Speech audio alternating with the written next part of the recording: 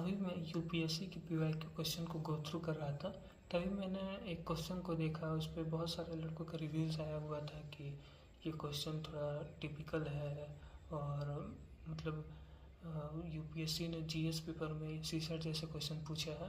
तो आइए देखते हैं कि कैसे इसे हम सॉल्व करते हैं। हमारे यहाँ पब्लिक फाइनेंस में दो एलिमेंट्स होती हैं। एक होता है एक्सपेंडिचर यानी खर्च कहाँ कर रहे हैं। दूसरी होती है रिसिप्ट यानी हमारा जो इनकम कहाँ से आ रहा है, पैसा कहाँ से आ रहा है, उसको हम बोलते हैं। तो जब हम रिसिप्ट को एक्सपेंडिचर में से माइनस करेंगे, यानी हम जब अपने इनकम को खर्च में से माइनस करेंगे तो हमारा फिजिकल डेफिसिट आता है। तो जब अगर हम मान लें कि हमारा जो इनकम है वो 3000 है और जो हम खर्च कर रहे हैं वो 5000, जब हम इसको माइनस करेंगे तो ये 2000 आएगा। और ये जो 2000 का हमारे पास डेफिसिट यानी कर्ज आ रहा है या फिर उधार आ रहा है, तो इसको हम ये जो 2000 है ये हम कहीं से कर्ज लिए हैं, तो इसका हम इंटरेस्ट भी चुकाते होंगे। तो हमारा जो इंटरेस्ट है, सपोज दैट अगर 1000 मान लेते हैं इंटरेस्ट, तो ये इसी एक्सपेंडिचर में से आता होगा।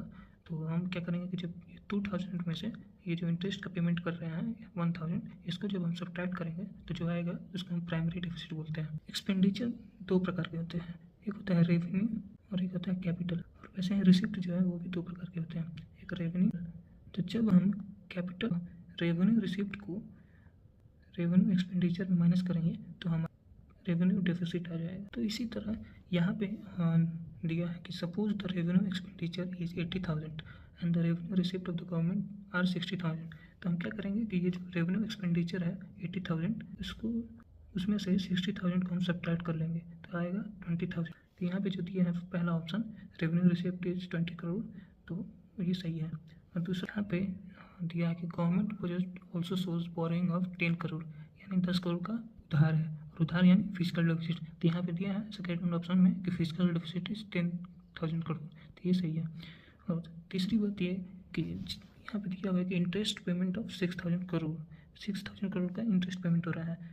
तो जब हम अभी यहाँ पे बताए थे कि जब हम इंटरेस्ट पेमेंट को फिजिकल डेफिसिट में से माइनस करेंगे तो जो आएगा वो हमारा प्राइमरी डेफिसिट होगा। तो यहाँ पे इंटरेस्ट जो है, तीसरी बात यहाँ पे दिया है कि इंटरेस्ट पेमेंट ऑफ 6,000 करोड़, जो इंटरेस्ट पेमेंट है उसको हम माइनस कर लेंगे उसको हम माइनस कर देंगे तो जो आएगा वो होगा हमारा प्राइमरी डेफिसिट। यहाँ पे जो दिया है वो सही है, इस वजह से तीनों ऑप्शन सही हैं, तो डी ऑप्शन इज राइट।